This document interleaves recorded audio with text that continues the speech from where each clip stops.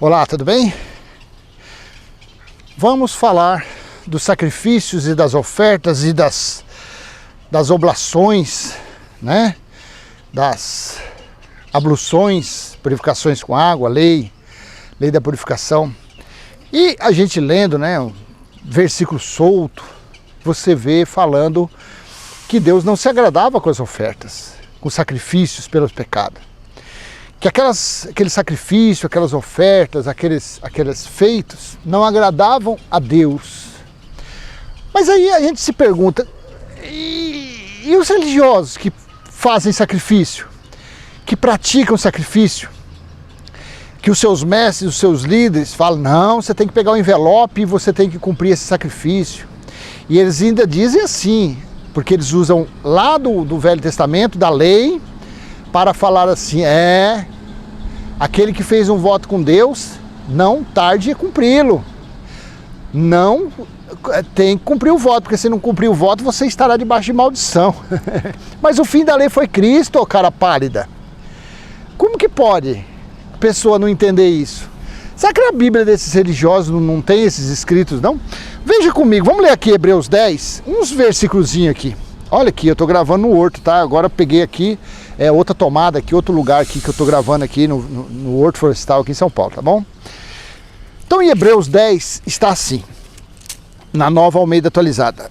Ora, visto que a lei é apenas uma sombra dos bens futuros, visto que a lei é apenas uma sombra dos bens vindouros, você vê, aqui no versículo 1 já está falando para que serviu a lei. A lei foi o quê? Foi uma sombra, foi uma figura, uma alegoria da realidade que viria. E qual foi a realidade que veio? Cristo. E a religião vive aonde? Vive nas sombras do Velho Testamento. Vive nas alegorias. Vivem lá. Ora, visto que a lei é apenas uma sombra dos bens vindouros, não a imagem real das coisas, nunca consegue aperfeiçoar aqueles que se aproximam de Deus com os mesmos sacrifícios que, ano após ano, continuamente lhes oferece. O escritor aqui, que eu acredito que foi Apolo que escreveu, ele estava falando aqui que os mesmos sacrifícios feitos pelos judeus, pelos israelitas, que receberam as leis, não os aperfeiçoavam perante Deus. Ou seja, eram sacrifícios inúteis, eram obras mortas, eram feitos sem utilidade alguma. Versículo 2. Se isto fosse possível, será que os sacrifícios não teriam deixado de ser oferecidos? Se isto fosse possível, será que os sacrifícios não teriam deixado de ser oferecidos? Porque os que prestam culto, tendo sido purificados uma vez por todas, não mais teriam consciência de pecados. Então, quer dizer, se os sacrifícios que eles prestavam, que eles faziam ano após ano, se tivesse alguma utilidade, se servisse para alguma coisa, então pronto, não precisava mais fazer, porque tinha feito aquela vez, aquele ano, tinha purificado os pecados, pronto, não tinha mais pecado. A pessoa estava pura novamente. Mas não é isso que acontecia. Se isto fosse possível, será que os sacrifícios não teriam deixado de ser oferecidos? Porque os que prestam culto, tendo sido purificados uma vez por todas, não teriam mais consciência dos pecados. Versículo 3. Entretanto, nesses sacrifícios ocorre recordação de pecados todos os anos. Porque é impossível que o sangue de touros e de bodes remova pecados. Então você vê, quando eles voltavam a praticar aqueles sacrifícios novamente, aquelas ofertas pelos pecados, voltava a lembrança, tudo novamente dos feitos dele, das transgressões deles. Então você vê que era contraditório os sacrifícios, holocaustos que os judeus ofereciam. Versículo 4. Porque é impossível que o sangue de touros e bodes remova pecados. 5. Por isso, ao entrar no mundo, Cristo disse, sacrifício e oferta não quiseste, mas preparaste um corpo para mim. Não te agradaste de holocaustos e ofertas pelo pecado. Então eu disse, eis aqui estou, no rolo do livro que está escrito a meu respeito. Estou aqui para fazer, ó Deus, a tua vontade. Versículo 8. Depois de dizer, como acima, sacrifícios, ofertas e holocaustos e ofertas pelos pecados não quiseste, nem deles te agradaste. Coisas que se oferece segundo a lei. Segundo a lei. Num segundo momento acrescentou, eis aqui estou para fazer, ó Deus, a tua vontade. Ele remove o primeiro para estabelecer o segundo. Nessa vontade é que temos sido santificados mediante a oferta do corpo de Cristo, uma vez por todas. Então ele, num segundo momento, eis aqui para fazer, ó Deus, a vontade. Ele remove o primeiro para estabelecer o segundo. Você vê, a religião ainda não chegou nessa remoção que houve. Deus removeu a antiga aliança e estabeleceu a nova aliança. Deus estabeleceu o sacrifício perfeito, eterno, espiritual. Mas a religião não acredita nisso. A religião não dá crédito a isso. A religião prega sacrifícios, holocaustos e ofertas. E aproveita também da oferta da viúva pobre, que não deixa de ser um sacrifício. Porque eles dizem que a viúva deu tudo o que ela tinha. Só que na lei, a viúva tinha que ir ao templo buscar e não levar. Aí essa contradição. Então, a pergunta que fica na nossa mente é, aonde é que esses líderes religiosos acham base no Novo Testamento? O Novo Testamento começou a partir de Romanos. Do livro de Romanos começou o Novo Testamento. Mateus, Marcos, Lucas e João não é Novo Testamento. São livros da história de Jesus de Nazaré. Então, onde é que esses líderes religiosos acham meios bíblicos do Novo Testamento para pedir sacrifício do povo, para pedir oferta sacrificial do povo, para pedir oblações do povo? Aonde é que eles acham isso? Oblações é oferta pelo pecado. Sabe aonde eles acham isso? Em suas mentes carnais, em suas mentes pervertidas pela ganância. O Deus desse século, o Deus desse mundo, Mamon, que é aquele que tem a figura em uma nota do Banco Central, ali é o Deus da religião, é Mamon. Então é ali, conforme aquela figura, conforme aqueles desenhos daquelas notas de dólar, de euro, de libras, de esterlina, de peso. Peso não, porque peso está muito barato, mas eles aproveitam também. Então eles procuram, eles acham inspirações nos desenhos daquelas notas para fazerem essas papagaiadas, para montar essas narrativas, essas falácias perversas, enganadoras, estelionatárias, para roubar o povo. Mas não é culpa de Deus. Não é culpa, não, porque está tudo escrito.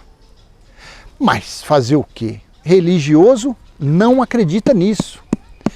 Eles dizem que ele fala, não, esse Cláudio Mendes aí, ele é um herege, ele é um ateu, ele não acredita na Bíblia. Não, pelo contrário, eu leio e acredito no que está escrito, por isso que eu estou passando adiante. Agora, o religioso, ele não acredita, você mostra, você fala, ó, tá aqui escrito aqui, ó, assim, assim, assado, mas ele não dá crédito a isso, não. Ele acredita no que o reverendo Cuscuz fala para ele, ele acredita no que o mestre religioso fala para ele, mas no que está escrito aqui, ele não dá crédito. E com isso, o que acontece? As pessoas um pouquinho mais inteligentes começam a frequentar essas choupanas, elas começam a estudar a Bíblia e na hora que elas têm o entendimento, elas falam o quê? Ó, perna para quem te quer, aqui eu não fico mais. Aí ela sai da chamada igreja, aí os evangélicos religiosos falam, tá vendo, fulano ali virou ateu, fulano ali é um desigrejado. Não, não é aquele desigrejado, porque é impossível um ser humano ser desigrejado, porque a igreja espiritual está no espírito delas. Então na carne a pessoa ela é macumbeira, na carne ela é maconheira, na carne ela é cachaceira, na carne ela é prostituta, na carne ela usa a Bíblia para roubar as pessoas, na carne faz tudo isso. Isso é a natureza carnal de todo ser humano. Mas a igreja espiritual de Deus, que são os espíritos, esta é perfeita, imaculada, sem ruga e sem mácula. Esta não tem contaminação nenhuma com esse corpo carnal exterior, com essa capa. Não, tem não. Então são essas práticas carnais que induzem as pessoas a praticarem obras de Mamon. E as pessoas, por serem adoradoras de Mamon, e as pessoas por quererem presentes, gifs de Mamon, adoram esses doutrinadores estelionatários, esses pregadores de heresias. Porque os religiosos são totalmente culpados também, porque eles vivem atrás de quê? De gifs, de presentes. Eles vivem atrás de recompensas de Mamon. E aí fica. Mas você vê que coisa interessante aqui, ó, nesse versículo aqui, ó, no 5. Por isso, ao entrar no mundo, Cristo disse: sacrifício e oferta não quiseste, mas preparaste um corpo para mim. Por quê? Porque o Filho de Deus, Cristo, é o Espírito. O Espírito, assim como nós somos filhos de Deus no Espírito. O nosso Espírito é que pertence a Deus, a nossa carne não. A nossa carne pertence à natureza carnal. Todos os defeitos estão em nossa carne. O nosso espírito é perfeito. Até aqueles que estão na Cracolândia, o espírito deles é de Deus. Deus está no espírito deles, mas eles não sabem. Por quê? Porque quem vai lá são os malditos religiosos. Os religiosos chegam lá mentindo, falando que aquelas pessoas estão possuídas de demônios, de diabos, e as pessoas ficam afastadas do conhecimento legítimo que Deus está nelas. Aí a pessoa não tem força para sair daquele caminho. E ficam assim, sendo enganadas, sendo manuseadas, sendo manobradas por essa maldita religião. Todas as religiões, nenhuma presta. Falou que é religião, nenhuma presta. Assim está na Bíblia.